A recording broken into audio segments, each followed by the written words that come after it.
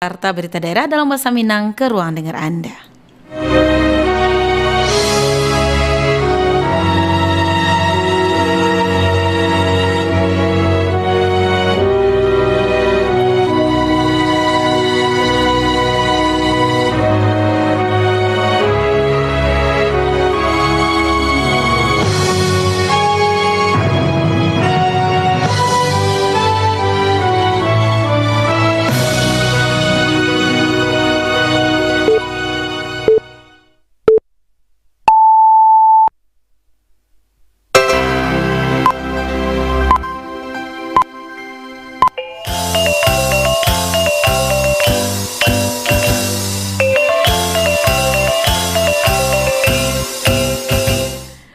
Salam isian sanak pandangan untuk mengawali perjumpaan siang hariku kami sampaikan sari berita utama. Badan Pendapatan Daerah Bapenda Provinsi Sumatera Barat indak akan membuka balik perpanjangan pemutihan pajak kendaraan bermotor. Bank Indonesia Provinsi Sumatera Barat dorong peningkatan pertumbuhan ekonomi ranah Minang. Buletin Berita Minangko dibacakan Dek Survio Dilap. Unit Pelaksana Teknis Daerah Pengelola Pendapatan Daerah UPTD PPD Kota Padang Panjang, pastian Badan Pendapatan Daerah Bapenda Provinsi Sumatera Barat indak akan membuka balik perpanjangan pemutihan pajak kendaraan bermotor.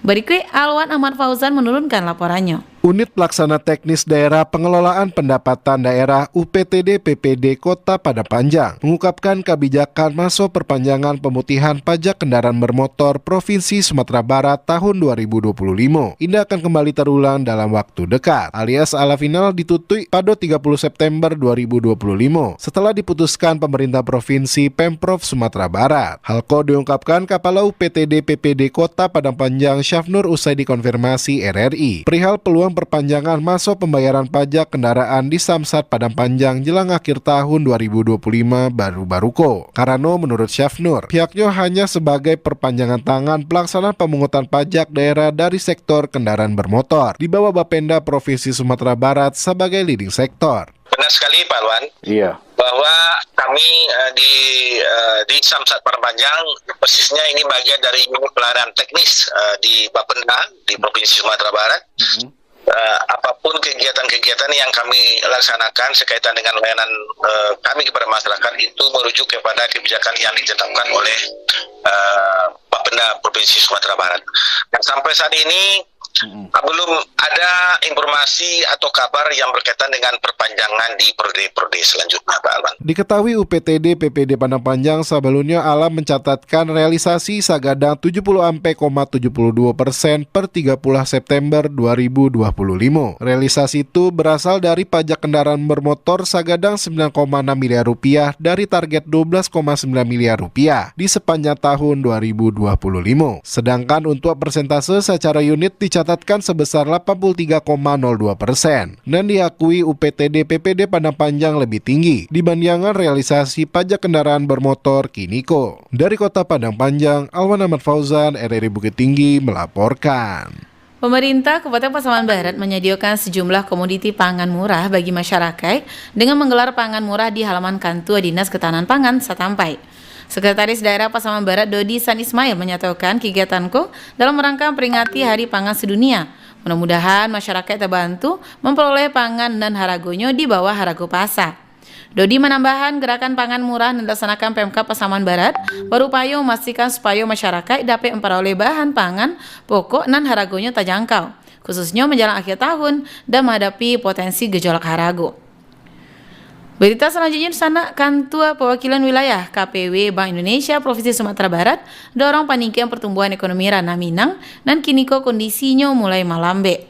Berikut Joni Marbeta menurunkan laporannya. Kepala Kantor Perwakilan Wilayah KPW Bank Indonesia BI Provinsi Sumatera Barat Muhammad Abdul Majid Ikram sampaikan bahwa pergerakan ekonomi Indonesia termasuk di ranah Minang dalam event domestik ekonomi triwulan pertama di tahun 2025 tumbuh 4%, kemudian triwulan 2 berada di angka 3,9% dan secara jujur dirinya melihat di bawah proyeksi dan dicanangkan di Bank Indonesia. Dari kondisi dan adu aktiviti ekonomi di Sumatera Barat dan basisnya berada pada pertanian disusul perdagangan, kemudian ada seketik industri bahwa hal ko indak bergerak secara maksimal dan padahal dirinya harapkan sebagaimana ekonomi nasional meningkat 5,1% justru seharusnya hal tu harus bisa menerima manfaatnya di Sumatera Barat. Menurutnya bahwa justru perlambatan ekonomi lebih dilihat dari konteks konsumsi nan seketik bergerak dan kerana tu indak ada nilai tambah nan gadang. Atas kondisi nan terjadi bukan hanya tanggungjawab PR inovasi nan dibuat di Kepala Daerah Sumatera Barat saja, namun seluruh stakeholder termasuk menjadi catatan di Bank Indonesia nan dipimpinnya ko. Ini jujur aja di bawah proyeksi kami. Nah, penyebabnya apa? Ya clear lah bahwa memang ini tidak bergerak secara maksimal. Pelambatan ya? Ya tadi, karena even proyeksi kami aja dia lebih rendah, realitanya itu lebih rendah. Padahal yang kita harapkan, sebagaimana ekonomi nasional kan meningkat menjadi 5,1. Harusnya kita juga bisa mendapat manfaat dong ekonomi. Kalau saya perhatikan memang faktor domestik lokalnya. Itu ternyata Indonesia masih mampu 5,1. Ini lambat. Nah kalau ini lambat, ini kan susah. Nanti dari konteks konsumsinya nggak bisa bergerak. Karena apa? Karena nggak ada nilai tambah yang besar. Kalau kita mau bicaranya investasi, sekarang apa yang menarik buat Sumatera Barat? Usaha dan iklim investasi yang harus baik. Jadi ini jujur aja ini PR bukan hanya kepala daerah, semua lah stakeholder termasuk Bank Indonesia untuk bisa memastikan bagaimana ini kalau kita udah selesai ya nanti ini Q4. Nah kalau kita nggak bisa 5%, ya kalau saya terpaksa termasuk saya di BI ini harus introspeksi ini masalahnya di mana nih. Tapi keadaan kondisi normal ini memang Sumatera Barat perlu melihat lebih detail karena pertumbuhannya itu saya lihat sulit untuk masuk ke 5%. Jadi 4,5 aja itu udah bagus tuh.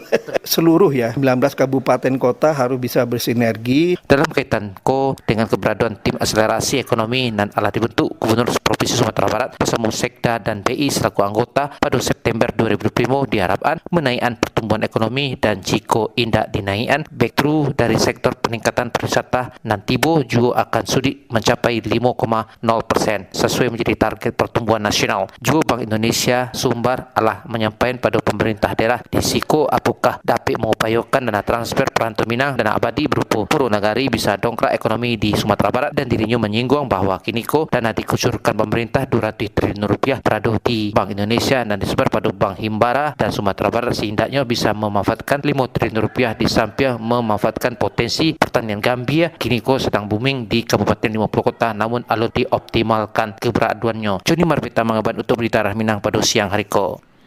Badan Meteorologi, Klimatologi, dan Geofisika BMKG menjalihar rentetan lindu 47 kali berturut-turut dan mengguncang Kabupaten Pasaman jo sekitarnya. Kepala Stasiun Geofisika kelas 1 Padang Panjang, Suwadi Ahadi menyatakan adanya gampo dengan frekuensi yang tinggi, magnitudo kurang dari 3,5 dapat mengindikasikan dua hal. Pertama, gampo merupakan force shock nanka diikuti gampo kuat atau main shock. Kedua, kejadian Gampoko merupakan rilis energi dari segmen Siano dan sedang relaksasi menuju kestabilan. Suwadi Ahadi menambahkan supaya masyarakat diimbau memperhatikan aliran sungai di sekitaran sesar aktif terkait antisipasi potensi adanya galodo atau banjir bandang. Berikutnya di sana mengantisipasi kasus rabies, Dinas Pertanian Kabupaten Pasaman menggencarkan vaksinasi untuk hewan anjing jo kucing. Berikut Yudi Prama Agustino menurunkan laporannya. Dinas Pertanian Kabupaten Pasaman menggencarkan vaksinasi hewan anjing dan kucing untuk mengantisipasi kasus rabies. Kepala Dinas Pertanian Kabupaten Pasaman Prasetyo mengatakan vaksinasi hewanku dilakukan secara gratis atau indak dipungut biaya. Pemkab Pasaman sangat atensi sekali terhadap kasus rabiesku, maka dari itu digencarkan vaksinasi sebagai upaya pencegahan di tengah-tengah masyarakat. Dinas Pertanian Ulas Prasetyo menyiapkan 1.000 dosis vaksin untuk mengantisipasi penyakit rabies dari hewan anjing dan kucing. Penyuntikan vaksinku dilaksanakan secara gratis, juga menugaskan jajaran dokter hewan daerah Satampe ada 1.000 dosis vaksin yang disiapkan secara gratis khusus untuk hewan anjing dan kucing yang ada di Pasaman. Percepatan vaksinasi jelas Prasetyo dilakukan sebagai upaya memutus rantai dan antisipasi rabies kepada masyarakat Pasaman. Pihak Dinas Pertanian sangat konsen jo pencegahan rabies, beragam upaya terus dilakukan untuk mendukung optimalisasi pencegahan rabies, termasuk salah satunya lewat vaksinasi Tentu meningkatkan kewaspadaan untuk mengantisipasi rabies yang sedang merebak di Sumatera Barat saat ini.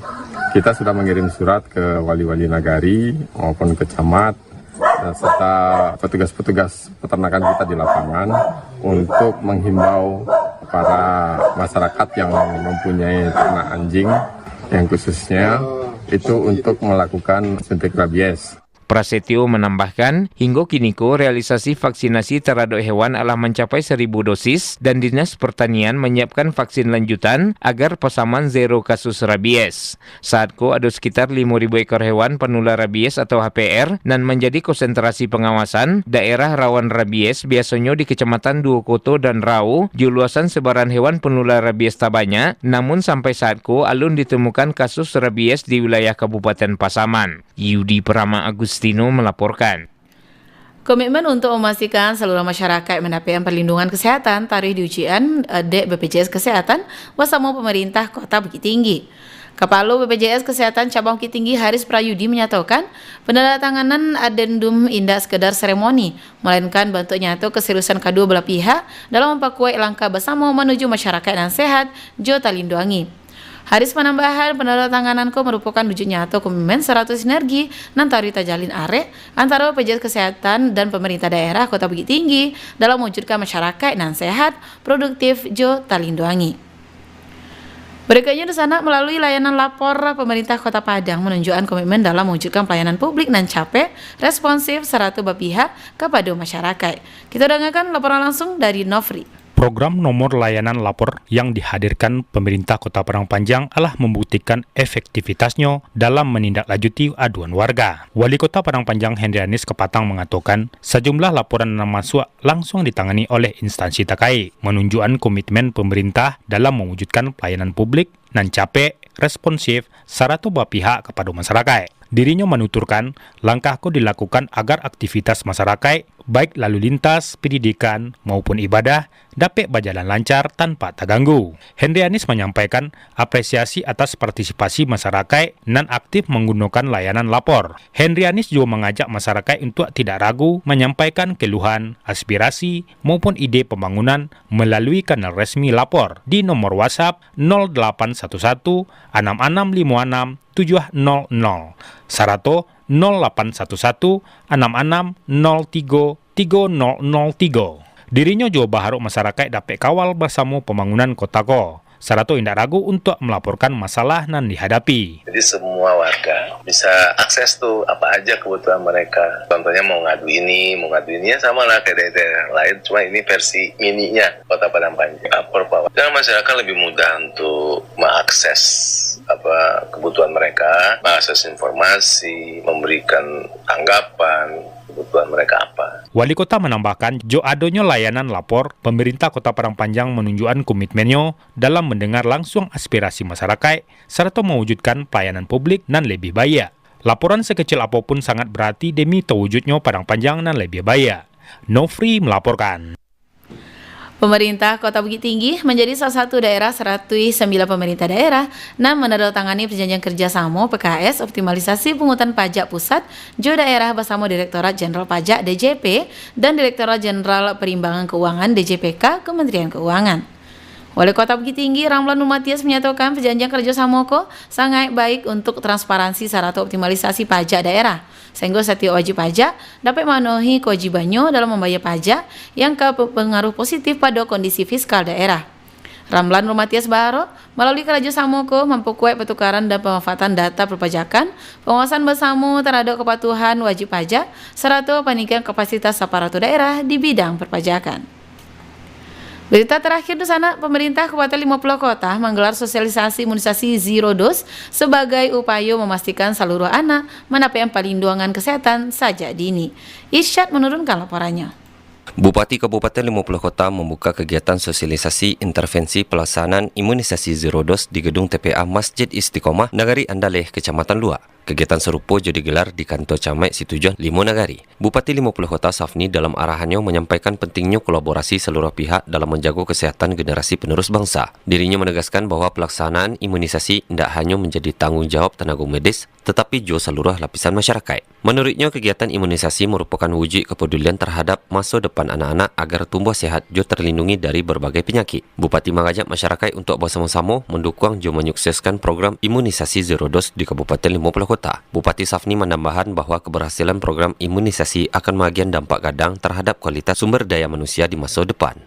Maka dari itu kita hadir bersama-sama di sini untuk mengajak dan mengimbau.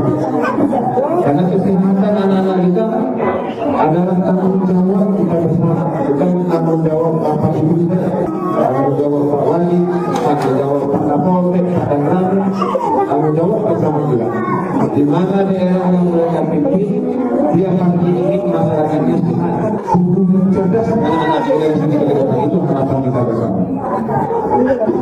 Bupati Kabupaten 50 Kota Safni menyebut program KO tidak hanya tentang pelayanan kesehatan, tetapi juga bantu investasi jangka panjang bagi generasi mendatang. Dirinya berharap seluruh masyarakat dapat lebih sadar akan pentingnya imunisasi sebagai langkah konkret menjaga masa depan anak-anak di Kabupaten 50 Kota. Irsyad melaporkan.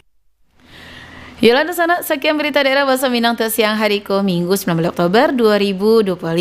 Berita daerah selanjutnya dapat didengarkan besok pagi pukul 6 waktu Indonesia Barat. Ambo Surfiudila, selamat siang.